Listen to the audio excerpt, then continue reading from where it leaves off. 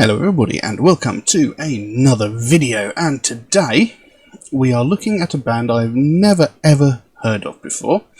A band called НОЧНАЯ TROSТь, which roughly translates to, or which is, Night Cane, or The Night Cane. I'm not sure exactly which one it is.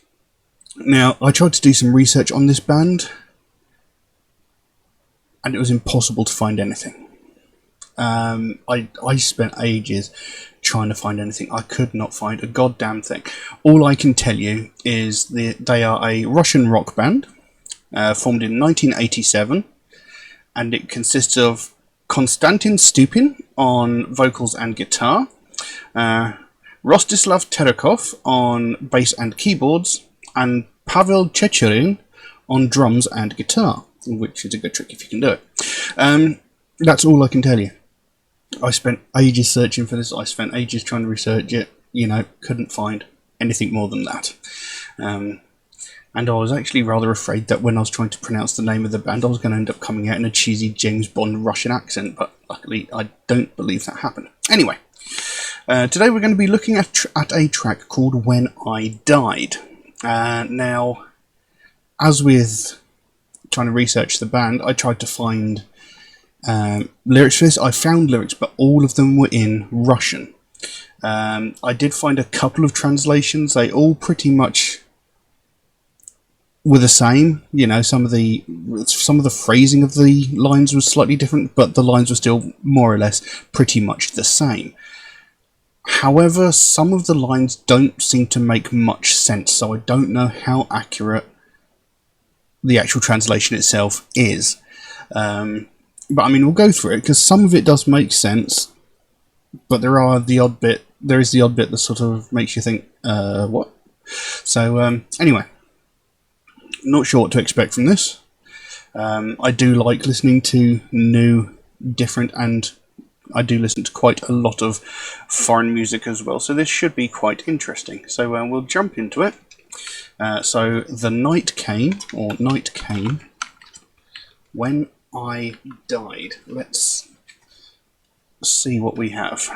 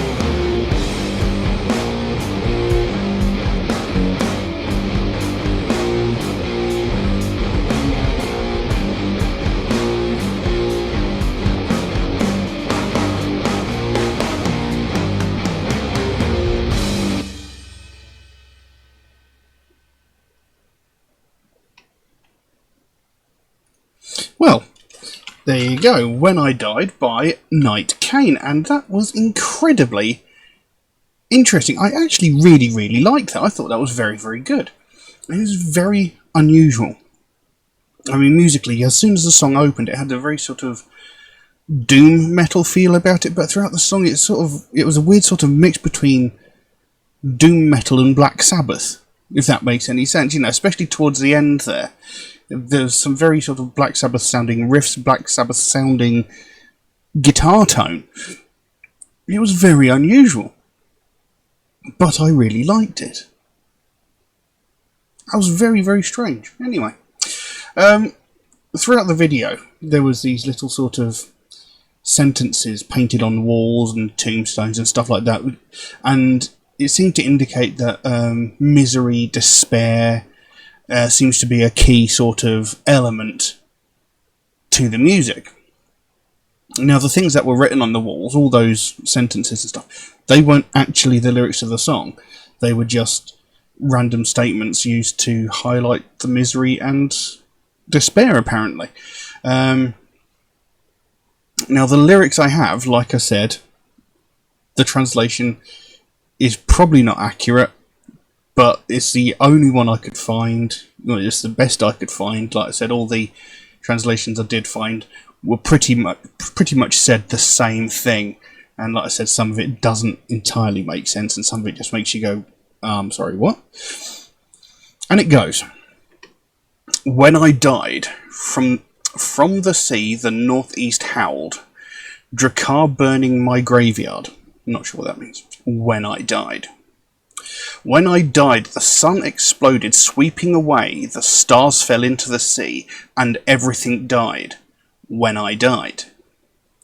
Only cats and owls remained, and sharks and cross-finned fish came ashore like dogs, huddled together in flocks. They huddled together in flocks, 8 blacks.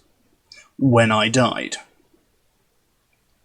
When I died, necrophiles unearthed Soy, the illegitimate son of Yoko Ono, and the icons wept when I died. When I died, I was baptized against my will. Forget about the ancestors, forget about the Torah. One. When I died. From the sea, the northeast howled, Drakkar burning my graveyard. When I died. One. And that's it. So, like I said, some of those lines make absolutely no sense, but I mean, there was that line there, necrophiles unearthed Soy, the illegitimate son of Yoko Ono. Now, in the actual song, you could hear the word that sounded like necrophiles, you heard the word Soy, and you definitely heard the name Yoko Ono. So what the bloody hell does that sentence mean? It's just like absolute bizarre line in the middle of a song talking about misery and, you know, talking about essentially how the world, how he's basically saying the world fell apart the moment he died. So for him, when he died, the world fell apart. The world didn't exist anymore. That's more or less what that seems to be saying. So, you know, for the most part, the song in its own way makes sense. But then there's just those odd random lines like, only owls and cats remain, so that normally hints towards being plunged into darkness, you know, because it's eternal night, you know, owls and cats prowling around in the dark. And then it goes, sharks and cross-finned fish came ashore like dogs, huddled together in flocks, 8 blacks. What the bloody hell does that mean? Like I said, the translation could well be way off, so that line could mean something completely different. I don't know. But like I said, I found several translations, and they all said pretty much the same thing. So, I don't know. So, you know, the song itself has a vague sense of logic to it, you know, talking about the world basically falling apart the moment he died. So that makes sense. And as you saw from the video, he seems to be talking about despair, misery, that sort of thing. And given the sound of the music as well, like I said, it's got that sort of doom metal feel to it, so that sort of goes along with that theme as well. So, it's very unusual, but I did really like it. I thought it was very good. I'm going to have a look around to see if I can find any more of their stuff. But like I said, even just finding lyrics and information on the band was hard enough. So I don't know how much of their music is sort of floating around, but I'm going to have a look, because I really liked that. I really did. It was very odd, very strange, but I really liked it. But I don't know what else to say on it now, so I'm going to have to leave that as it is. If anybody else would like to make a suggestion for a track they would like me to listen to, then please, by all means, do so. You can drop a comment in the comment section below, or message me on my Facebook or my Instagram, or you could even message me through my Patreon, where you could also help to support this channel, which would be of great help to me. There's an option in Patreon where you can get your suggestion jumped to the front of the queue, should you so desire. There is a limitation on how often you can do that, and that's just to be fair to people who suggest tracks through regular means, such as YouTube comments, Facebook and Instagram comments, etc. And if you do suggest a track through those regular means, do know it could take me a while to get around to your suggestions, since I do get suggested so many new tracks every single day that my list grows faster than I can record the videos. But I do write down every suggestion gets, so it will get done eventually. It just might take me a while to get around to it. Also, Metalhead Reacts is a proud supporter of the Sophie Lancaster Foundation, a British-based charity whose main goal is to put an end to hate crimes, mainly those involving people of the alternative culture, people from heavy metal backgrounds, that sort of thing. I mean, essentially they want to put an end to all hate crimes, but the people of the alternative culture is how the foundation came into being. And it's something I believe in very strongly, something I think really needs more attention bringing to it, because it's something that's being widely ignored, but something that has gone on for decades. And we're talking about people from the alternative culture who are getting violently attacked just because of the fact that they listen to alternative music, because they wear alternative fashion. And we're not just talking about, like, getting shoulder rammed as they walk down the street, or, getting names shouted at them across the street. We're talking about violent crimes where people are getting brutally beaten, violently attacked, to the point where people are getting hospitalised with broken limbs and sometimes even more life-threatening injuries. And this is something that goes on a daily basis all around the world, but nothing ever gets said about it. And every single day we hear about all these other hate crimes: sexism, racism, homophobia, transphobia, religious hatred, ableism. We hear these every single day.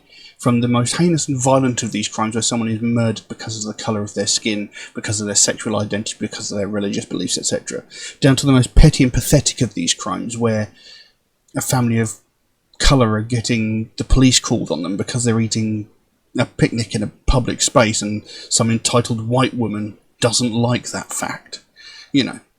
We hear these every single day, and we hear every facet of these in every media platform, from like the internet, Facebook, to newspapers, to TV, what have you. We hear about all of these every single day on every media platform, but we never hear anything about these people that are violently attacked because they listen to alternative music.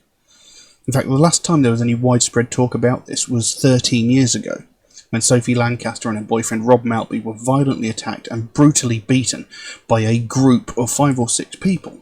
And they were beaten so severely that they both ended up in a coma. Now, Rob Maltby, he thankfully survived. He was in a coma for around about a week, maybe a bit longer. I can't remember exactly how long. But he did thankfully survive. Sophie Lancaster, on the other hand, she was in a coma for 13 days before she succumbed to her injuries, and she died. This young woman was 20 years old and was beaten to death purely for the fact that she listened to alternative music, or wore alternative fashion. And that was the last time we heard anything about it, 13 years ago. Now, in that 13 years, I know for a fact there has been several hundred, if not several thousand, similar attacks, but we've not heard a goddamn thing. And that's mainly because no one's died. And that's unacceptable. We shouldn't have to wait for someone to die before we talk about this subject, before something gets done about this.